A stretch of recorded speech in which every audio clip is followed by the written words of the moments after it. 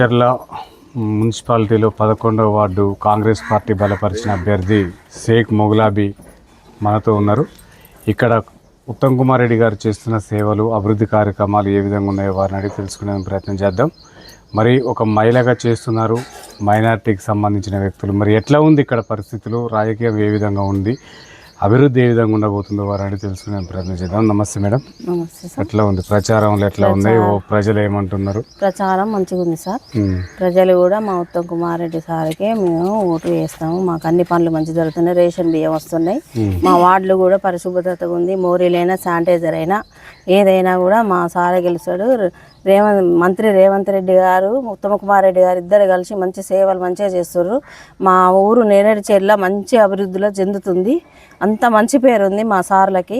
మమ్మల్ని నిలబెట్టిన వాళ్ళందరికీ కూడా, చిన్న బొర్రంకర్ రెడ్డి గారికి, సందీప్ రెడ్డి గారికి, మా ఉత్తమ్ కుమార్ రెడ్డి గారికి, రేవంత్ మంత్రి గారికి అందరికీ మనవి చేసుకుంటున్నా. ఏదున్నా చిన్న చిన్న సమస్యలు ఉన్నా కూడా చెప్పినా కూడా పూర్తి చేస్తే మనకి ఇంకా మంచి పేరు వస్తుంది. 10 సంవత్సరాలు కాదు, 20 సంవత్సరాలు కూడా కాంగ్రెసే మందే గెలుస్తుంది. ఇంకా వేరేది గెలదు. కాకపోతే చిన్న చిన్న పనులు ప్రజల కాడ చాలా వరకు ఆడ చేపిస్తుర్రు. అన్నీ జరుగుతున్నాయి. రోడ్లు వచ్చినాయి, అన్నీ వచ్చినాయి. మోరీలు చేపిస్తున్నారు. శానిటైజర్ మంచిగా ఉంది. షాదీ ముబారక్ వచ్చేస్తుంది. అందరికి మంచి, పేదవాళ్ళకు కూడా మంచి జరుగుతుంది. చాలా మందికి కూడా చాలా మంచి పేరు, పింఛన్లు వస్తున్నాయి. అన్నీ మంచిగా జరుగుతున్నాయి. మా 11వ వార్డు అనే కాదు, నేరేడుచెర్ల మొత్తం కూడా మంచిగా పేరు పొందింది సార్. మా నేరేడుచెర్ల అందరూ సహకరిస్తారు. దయచేసి ఇంకా ఏమైనా చిన్న చిన్న సమస్యలు ఉంటాయి కూడా మంత్రి గారు దృష్టికి తీసుకెళ్ళి మేము చేపించుకోగలుగుతామని మేము మనం చేస్తున్నాం. ఓకే మేడం, ఈ వార్డులో సీసీ రోడ్లు కానీ డ్రైనేజ్ వ్యవస్థ కూడా అసంపూర్తిగా ఉంది. మరి ఇవన్నీ కూడా మీరు గెలిచిన తర్వాత ఎంతకాలాన్ని చేస్తారు? ఇవి మేమున్నంతసేపు ఎంతకాలమైన సార్ల కాడికి మా బాధలు చెప్పుకొని, ప్రతి వార్డుకు తిరిగి సమస్యలు తెలుసుకొని సార్ ముందలకు మేము వెళ్ళి ఇదేం తీసుకెళ్ళి సంప్రదించుకొని సార్ను బతిలాడుకొని చేపించుకోగలుగుతాం.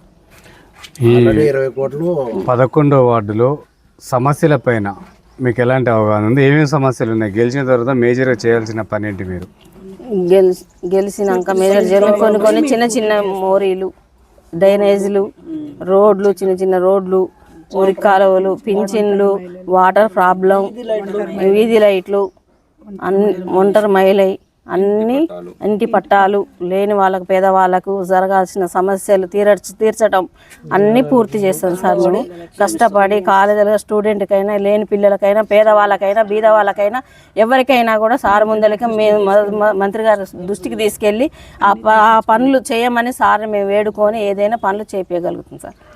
ఓకే మేడం, మీరు ఒక మహిళగా పోటీ చేస్తున్నారు. మహిళలకు ఎలాంటి రక్షణ కల్పిస్తేందుకు మీరు హామీ ఇస్తున్నారు మేడం? మహిళలకు రక్షణ కల్పించేది ఏదైనా, మన వార్డులో ఏదైనా మంచి అయినా చెడైనా ఏదైనా నా దృష్టికి రారి నాకు ఒక ఫోన్ చేస్తే మీ ఇండ్ల ముంగలకు వచ్చి ఏమి కావాలని అడిగి నేను సమాచారం తెలుసుకొని మీరు అనుకున్న పనులు చేపించి తీరుదు. నేను ఏ కష్టమైనా మంచి అయినా చెడైనా బాధైనా బందైనా అన్నీ నేను చూసుకుంటాను. మీ ఇండ్ల కాడికి వచ్చి 1 రోజు 2 రోజులు మీతో పాటు నేను కూడా పని చేసి కూడా నేను ఆ పని చేస్తానని పూర్తి హామీ ఇస్తున్నాను. 11వ వార్డు ఓటర్లకు ఏమి హామీ ఇస్తున్నావు?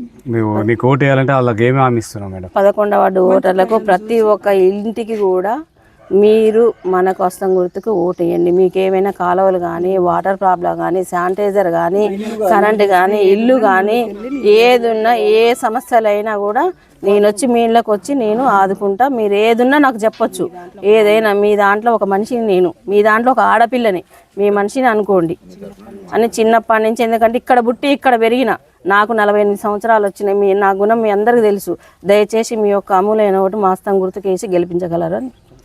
ఓకే మేడం, 11వ వార్డు ప్రజలంతా కూడా షేక్ మొగులాబీకి ఎందుకు ఓటు వేయాలంటే ఏం చెప్తారు?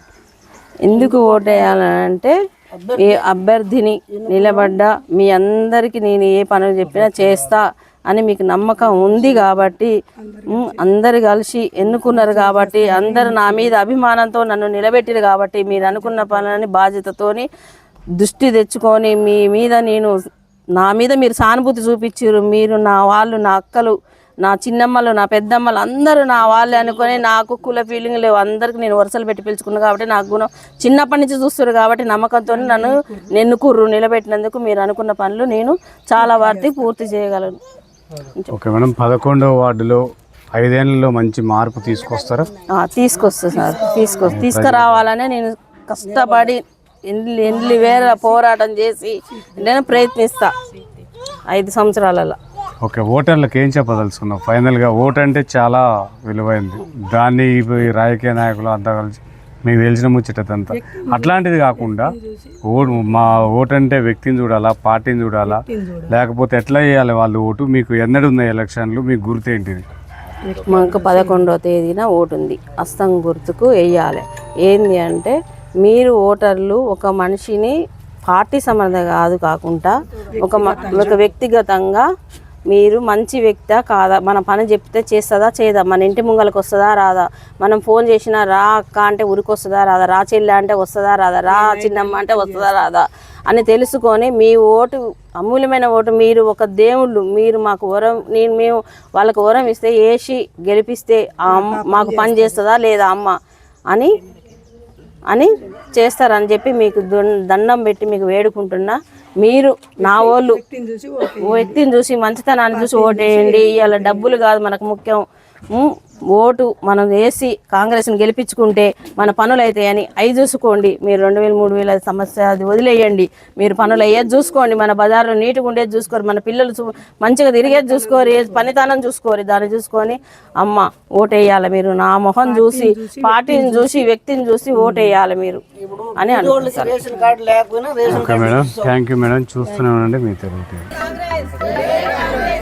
హస్తం గుర్తుకే